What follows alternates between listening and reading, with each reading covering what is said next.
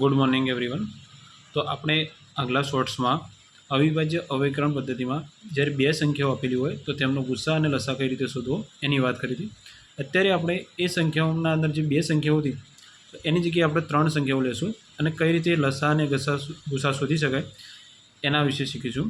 તો પહેલી આપણી જે સ્વાધ્યાય આપેલું છે 1.1 એનો દાખલા નંબર 3 અને એનો જે સબ એક્ઝામ્પલ છે તો એની રકમ છે 12, 15, 21નો ગુસ્સા અને લસા શોધો। તો આપણે શીખ્યા છે અવિભાજ્ય અવયવીકરણ પદ્ધતિ। તો એમાં સૌ પ્રથમ શું કરવાનું છે, તો જે પણ સંખ્યાઓ આપેલી છે તો એ દરેક સંખ્યાના અવિભાજ્ય અવયવ પાડવાના છે। તો પહેલી સંખ્યા અહીંયા આપણી છે 12। તો 12ના જ્યારે અવયવ પાડતા હોય તો 12ના અવયવ પડે 3 ગુણ્યા 4, પણ 4ના પછી અવયવ પડશે તો 2 ગુણ્યા 2 થશે। તો 12ના ટોટલ અવયવ થશે 3 ગુણ્યા 2 ગુણ્યા 2। તો એ જ રીતે આપણે 15ના અવયવ પાડીએ તો 15 કયા ઘડિયામાં આવશે, તો 3 અને 5ના ઘડિયામાં, તો 3 ગુણ્યા 5। હવે આ બંને સંખ્યાઓનો અવયવ નહીં પડે કારણ કે આ બંને સંખ્યાઓ કેવી છે, અવિભાજ્ય છે। 21ના અવયવ પાડીએ તો 3 ગુણ્યા 7। હવે તમને આગલા શોર્ટ્સમાં વાત કરી હતી કે જ્યારે ગુસ્સા શોધતા હોય તો એનું પૂરું નામ યાદ રાખો કે ગુરુત્તમ સામાન્ય અવયવ, એટલે એવી મોટામાં મોટી સંખ્યા જે ત્રણોમાં આવે છે। તો અહીંયા 12, 15 અને 21ની વાત કરીએ તો મોટી સંખ્યાઓ તો ઘણી આપેલી છે, 7 આપેલી છે, 5 આપેલી છે, પણ બધાના અંદર આવતી એક જ સંખ્યા છે 3, 3 અને 3। તો આપણો ગુસ્સા થશે 3।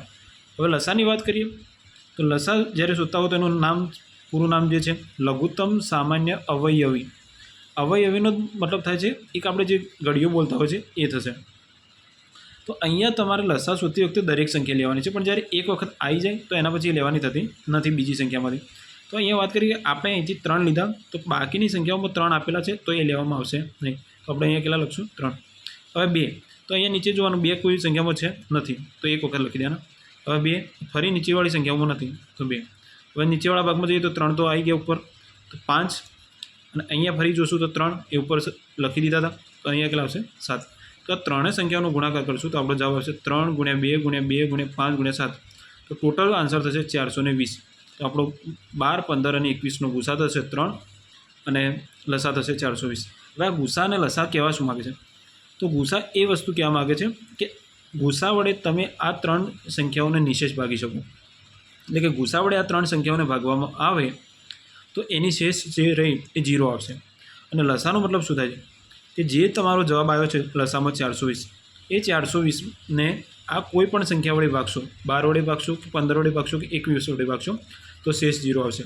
એટલે કે લસા હંમેશા આપેલ ત્રણ સંખ્યાઓ જેટલો અથવા એમાંથી કોઈ પણ સંખ્યા જેટલો અથવા એનાથી મોટો હશે, અને ગુસ્સા રહ્યો એ હંમેશા આપેલ ત્રણ સંખ્યાઓમાંથી કોઈ સંખ્યા જેટલો અથવા એનાથી નાનો હશે, બરાબર। હવે આપણે આગળ બીજા ઉદાહરણની વાત કરીએ। અહીંયા તમને કિંમતો આપેલી છે 17, 23 અને 29। તો આ સંખ્યાઓમાં તમે એક ધ્યાન આપશો તો ખબર પડશે કે ત્રણ સંખ્યાઓ એ અવિભાજ્ય આપેલી દીધી છે। હવે અવિભાજ્ય સંખ્યાઓ આપેલી હોય તો એમના અવયવ પડે નહીં, જો પાડીએ તો ખાલી 1 વડે ગુણાકાર થાય, બરાબર, કારણ કે દરેક સંખ્યાનો અવયવ 1 છે। તો 17ના આપણે અવયવ પાડીએ તો 1 ગુણ્યા 17 થવાનું છે, 23ના પાડીએ તો 1 ગુણ્યા 23 થવાનું છે, અને 29ના 1 ગુણ્યા 29, એટલે કે 1ના આપણે અવિભાજ્યમાં ગણતા નથી। તો દરેક વસ્તુમાં કોમન કોણ આવે છે, 1। તો જ્યારે કોઈ પણ સંખ્યાઓ આપેલી હોય એના અંદર કોઈ કોમન સંખ્યા ના મળતી હોય તો ત્યારે એ સંખ્યાનો ગુસ્સા 1 થાય છે। એટલે કે હંમેશા અવિભાજ્ય સંખ્યાઓનો ગુસ્સા, કોઈ પણ બે અવિભાજ્ય સંખ્યાઓનો ગુસ્સા શોધવાનો પૂછે તો એનો જવાબ ડાયરેક્ટ કેટલો આવશે, 1। હવે લસા શોધતા હોય તો તમને મેં કહ્યું કોઈ પણ કોમન સંખ્યા આવતી હોય એક જ વખત લેવાની, પણ અહીંયા કોઈ કોમન સંખ્યા આવતી નથી, એકને આપણે હાલ ધ્યાનમાં લેશું નહીં।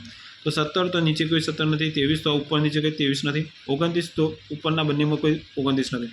તો અહીંયા ત્રણેય સંખ્યાઓ લેવી પડશે। કઈ ત્રણ સંખ્યાઓ જે આપણને આપેલી છે, તો 17, 23 અને 29। આ ત્રણોનો ગુણાકાર કરો તો તમારો જવાબ આવે 11,339। તો આ સંખ્યાઓ અને આ સંખ્યામાં ફરક શું છે, તો આ બંને જે સંખ્યાઓ એક્ઝામ્પલ પર આવેલી હતી તો એમાં આ જે સંખ્યાઓ હતી એ ત્રણે પહેલાંથી તમને અવિભાજ્ય આપી દીધી હતી, એટલે કે એમાં તમારે કોઈ અવયવ પાડવાની જરૂર હતી નહીં।